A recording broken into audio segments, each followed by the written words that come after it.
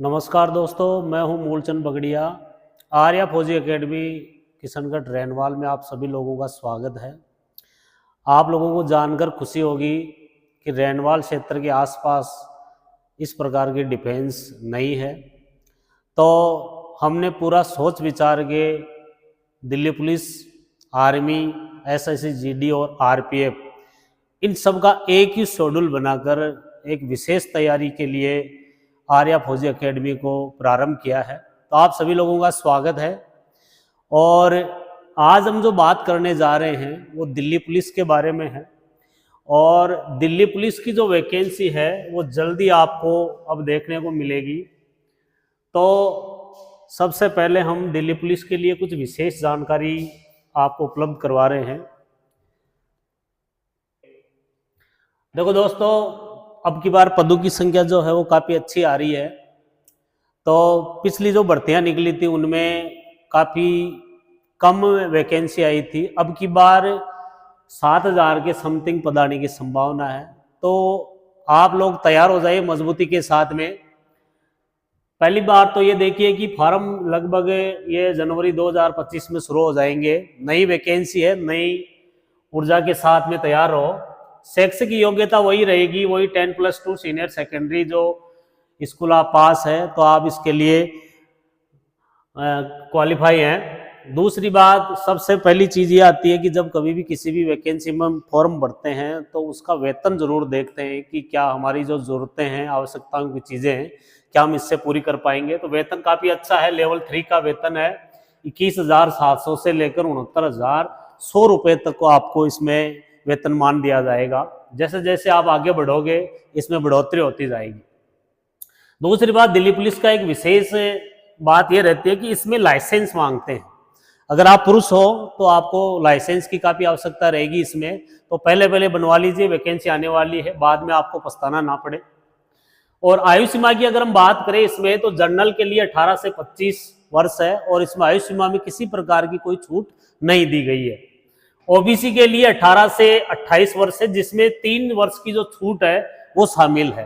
तो 25+3 हो जाते हैं इसमें। तो 28 वर्ष तक के जो ओबीसी के कैंडिडेट हैं, वो चाहे महिला हो और चाहे पुरुष हो, दोनों भर सकते हैं। एससी एसटी की अगर हम बात करें तो 18 से लेकर 30 वर्ष तक की आयु के जो कैंडिडेट है वो फॉर्म भर सकते हैं। इसमें 5 वर्ष की छूट मतलब जोड़ी गई है। तो 5 वर्ष मतलब 25+5 बराबर कितने हो जाते हैं? 30 हो जाते हैं। तो इस चीज का भी आप ध्यान रखें। आगे अगर हम बात करें तो शारीरिक मानक की अगर हम बात करेंगे इसमें, तो पुरुषों के लिए जो ऊंचाई की अगर हम बात करें तो 170 सेमी होना आवश्यक है। एसटी के लिए थोड़ा रियायत दी गई, इसमें 165 सेमी है। और महिला के लिए इसमें जनरल और ओबीसी के लिए 157 सेमी है और एससी एसटी के लिए 155 सेमी है। यह महिला के लिए है। दोनों के लिए अलग अलग यानी हाइट है। सीना की माप की बात करें तो ये केवल पुरुषों के लिए है, ध्यान रखना है। अगर हम बात करें, ये केवल पुरुषों के लिए ही है, केवल पुरुष, इस चीज का ध्यान रखें आप। जनरल ओबीसी एससी के लिए 81 सेमी है। दूसरी बात, +5 सेमी का इसमें क्या होना चाहिए? फुलाव होना चाहिए। और एसटी के लिए 76 सेमी है और फुलाव जो 5 सेमी का होना चाहिए। आगे अगर हम बात करें शारीरिक दक्षता की बात करें, यानी इसके अंदर आपकी दौड़ आ जाती है और लंबी कूद, ऊंची कूद आ जाती है। तो आयु सीमा की अगर हम बात करें, आयु सीमा यानी 30 वर्ष तक का कैंडिडेट है, 18 से लेकर 30 वर्ष, तो उसके लिए अलग है। मतलब 1600 मीटर की दौड़ होगी जिसमें आपको 6 मिनट दिए जाएंगे 30 वर्ष तक के कैंडिडेट को।